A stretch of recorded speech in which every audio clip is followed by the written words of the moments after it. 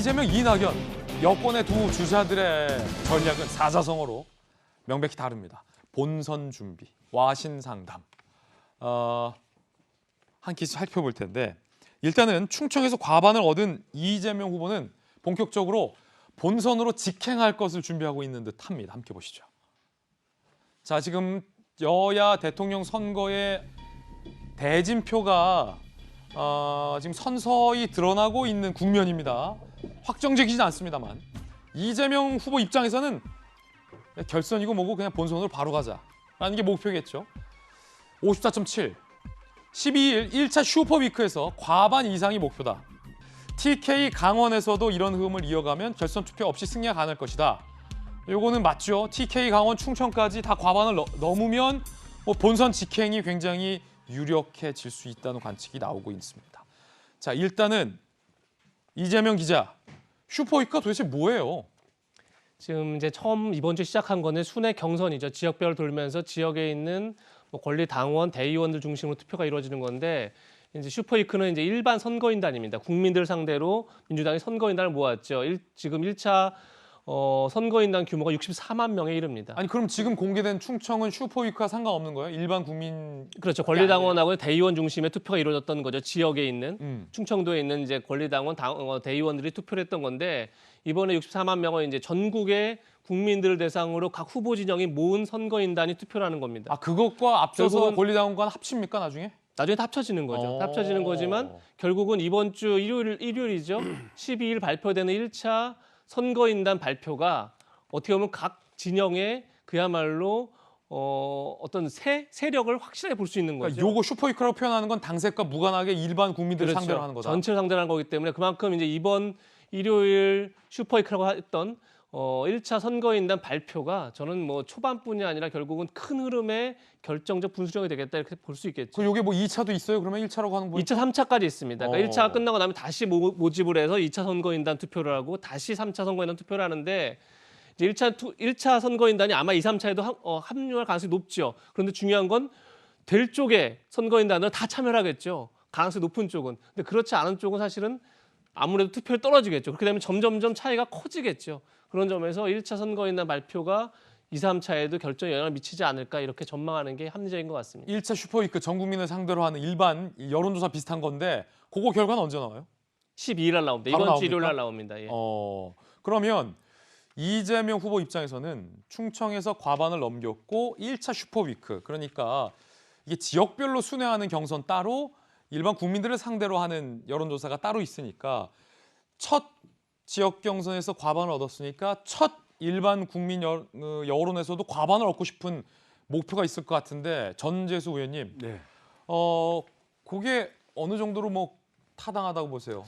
가능성? 네, 가능성이 상당히 있다고 그래요? 보는 것이 맞겠죠. 일단은 당심을 대변하는 것이 바로 대의원하고 권리당원입니다.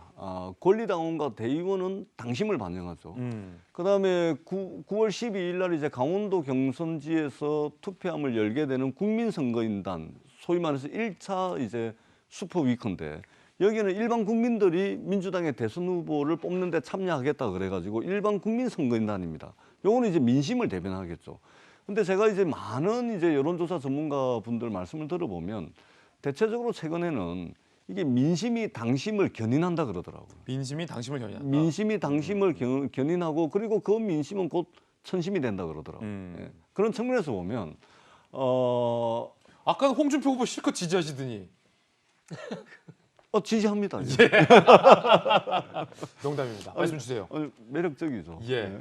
그렇기 때문에 이번에 이게 당심이 이제 이렇게 드러났는데 그동안 이제 여론조사 여러 군데 보면은 이제 그게 이제 일반적인 민심 아니겠습니까? 예. 그러니까 이미 당심은 민심에 의해서 견인됐다라고 보는 측면이 맞겠죠. 그러니까 9월 12일 날 이제 일반 국민선거인단 64만 명입니다. 예.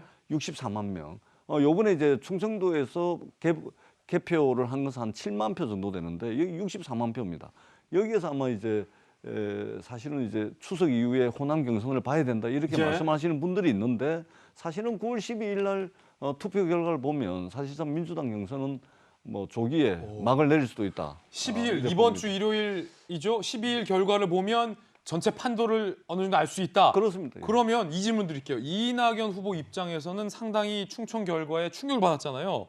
만약에 이 선거를 이재명 판으로 끌고 가게 두지 않으려면 이낙연 후보 입장에서는 목표할 거잖아요. 이번 12일에서 몇 퍼센트 정도 적어도 스코어가 나와야 야, 이 판 알 수 없다라고 말할 수 있는 겁니까? 최소 40%는 받아야 돼요. 40%를 받아야 돼요, 이낙연 후보가? 최소 40%를 받고 그리고 이제 추석 명절이 끝나고 난 뒤에 호남에서 대의원 권리당원 투표가 있는데 여기가 한 20만 명 됩니다. 예. 여기서 그러니까 1차 국민선거인단 슈퍼위크에서 최소 40%로 방어를 하고 추석 끝나고 난 뒤에 호남에서 이재명 지사를 이겨야 예. 이겨야 이 경선이 아마 끝까지 의미 있는 경선이 될 거다. 근데 이제 이재명 캠프에서는 이제 고민이 되는 것이죠. 만약에 강원도에서 슈퍼위크 해가지고 또 50% 넘어가지고 이겨버리면 빨리 이제 이 민주당이 후보가 되는 건 좋을지 몰라도 예. 전체 대선을 놓고 보면 이제는 모든 관심이 국민의힘으로 다 넘어갑니다. 아. 왜냐하면 이미 민주당은 이재명 대세론을 해가지고 조기에 경선은 진행되고 있지만 관심이 없어져 버린 거죠. 이미 뭐 이재명이 다 됐는데. 그러니까 이제 흥행이 떨어지는 것이죠. 그러고 나면은 바로 국민의힘으로 관심이 확 가기 때문에 이 부분을 이제 이재명 캠프에서 그렇다 그래서 이제 뭐 살살 해가지고 추격하는 후보들이 따라올 수 있는 여지를 주기도 그렇고. 그것도 그렇고. 네, 그렇고. 그러다가 후보 뺏길 수가 있으니까. 예. 그러니까 캠프에서 상당히 이제 새로운 이제 선거 캠페인 전략을 좀 고민해야 되는 그 시점에 왔다고 저는 봅니다. 이낙연 후보가 앞서 충청권에서 20%대를 얻었는데 그거의 2배 가까이를 슈퍼위크에서 얻어야 적어도 뒤집기의 여지가 있을 수 있다. 상당히 쉽지는 않아 보이는 결과치일 것 같은데 어떻게 될지 좀 지켜봐야 될 것 같고요. 이재명 후보가 SNS 자제령을 내렸다라는 보도도 나왔습니다. 이거 어떤 걸까요? 열성 지지자들에게 댓글 여론 관련 조직적 활동 자제하라. SNS 공간에서 좋아요도 누르지 말라. 김관삼 변호사님, 이건 어떤 의미죠? 좋아요는 누를 수 있는 것 아닙니까? 근데 원래 이제 선거라는 것이 자기의 어떤 지지 세를 과시하는 거잖아요. 예. 좋아요 많이 누르고 댓글을 많이 달아줘야지 외부적으로 이제 그걸 본 사람들도 이재명을 지지하는 사람이 이렇게 많구나 하면서 누를 거 아니에요. 예. 그런데 지금 이재명 캠프는 그런 댓글 같은 것들이 사실은 이제 중도랄지 다른 사람, 특히 이재명을 지지하는 사람에게 나쁜 영향을 미칠 수 있다. 이제 그렇게 생각하는 거예요. 그러니까 우리가 이제 부자 몸조심이라고 이미 이재명 지사는 아마 경선 게임은 끝났다 이렇게 생각하고 있는 것 같아요. 예. 저도 뭐 그럴 가능성이 확률적으로 높다고 생각하는데 그래서 오히려 뭔가 자극적이고 이제 그런 거에 대해서는 자제를 하도록 하는 이제 그런 방향으로 좀 가고 있는 것 같은데 아까 우리 전재수 의원께서 말씀하신 것처럼 이 컨벤션과 이렇게 크지 않을 것 같아요. 그러니까 박빙으로 가다가 막판에서 누가 되느냐를 약간 뭐 예측하기 조금 쉽지 않다. 아니면 이재명 지사 된다 하더라도 끝까지 가봐야 한다. 이런 어떤 생각이 있어야지 국민들의 관심이 빡 집중되면서 결국 나중에 이제 환호성 터지고 그러면서 컨벤션 효과가 있는데 이재명 지사가 너무 쉽게 이겨버리면 결국 컨벤션 효과는 사라지고 앞으로 시간을 어떻게 보내는가 굉장히 중요하다고 보고 그다음에 저희는 오히려 이제 국민의힘 입장에서 보면 홍준표 대표 치고 올라오잖아요. 근데 우리가 예상하기를 국민의힘에서는 무조건 윤석열이 될 것이다 이렇게 생각하는 사람들이 많이 있거든요. 그런데 지금 의외의 현상이 지금 일어나고 그러네요. 있거든요. 그러니까 오히려 이렇게 가면 굉장히 오히려 국민의힘의 경선 과정이 컨벤션 효과를 누릴 수 있는 그런 상황으로 가지 않나 싶습니다.